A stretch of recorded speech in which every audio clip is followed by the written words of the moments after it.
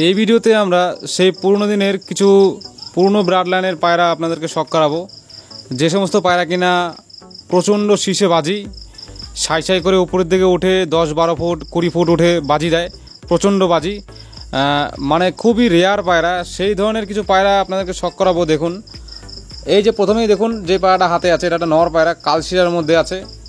মানে এই পায়রার তুলনা করা যায় না, কারণ এই পায়রার মধ্যে এত সুন্দর টানা বাজি আজকালকার দিনে দেখাই যায় না।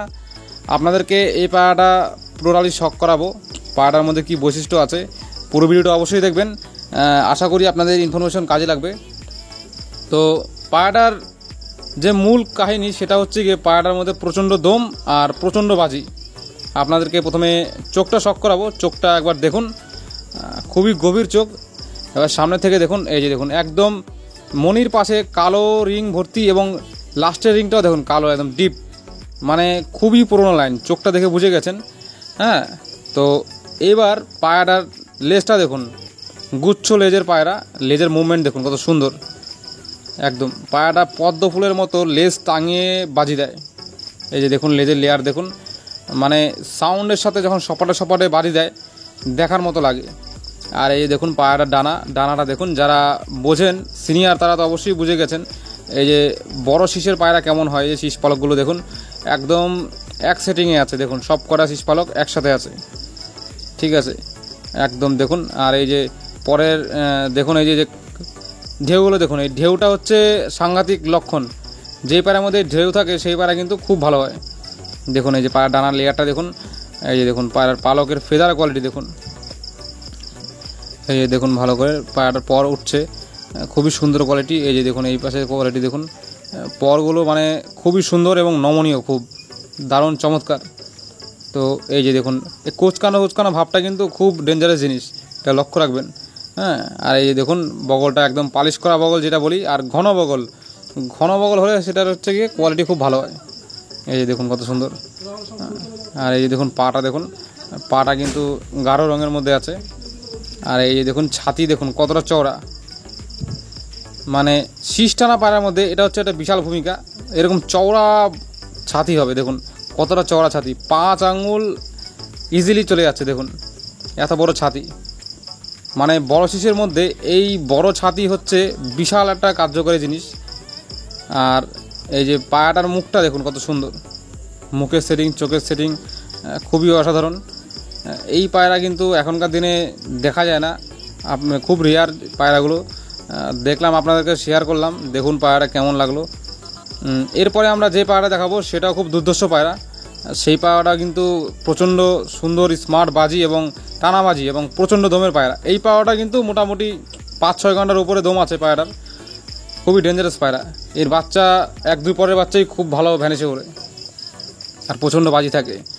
তো এই যে চলে এসেছি আমরা নেক্সট পায়রা নিয়ে। এই পায়রাটা একবার দেখুন, লাল শিরার মধ্যে পায়রাটা কত সুন্দর দেখুন, মানে দেখতে যত চমৎকার। চোখের লাইনটা প্রথমে আমরা দেখাবো। দেখুন একদম লাল দানা ভর্তি গোলাপি চোখের পায়রা। তো সাদা চোখের থেকে দেখা গেছে গোলাপি চোখ, লাল দানা ভর্তি চোখ, ওই পায়রাগুলো কিন্তু বেশি এগিয়ে থাকে। এই দেখুন পায়রার চোখগুলো দেখুন কত সুন্দর।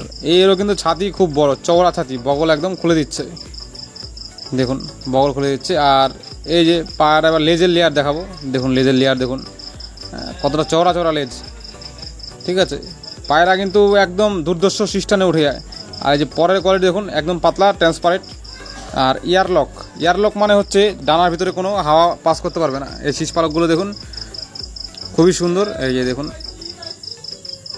নমনীয় শীষ পালক। আর এই যে দেখুন ঢেউ খেলানো ডানার মধ্যে, ডেঞ্জারাস জিনিস। ভালো পায়রার মধ্যে এই জিনিসটা দেখা যায়। আর এই যে দেখুন পরের কোয়ালিটি, টানটা দেখুন খুব সুন্দর, একদম পাতলা। তো দেখে নিন একদম সেরা কোয়ালিটির কিছু পায়রা আপনাদেরকে দেখাচ্ছি আজকে। দেখুন খুবই ভালো পায়রা।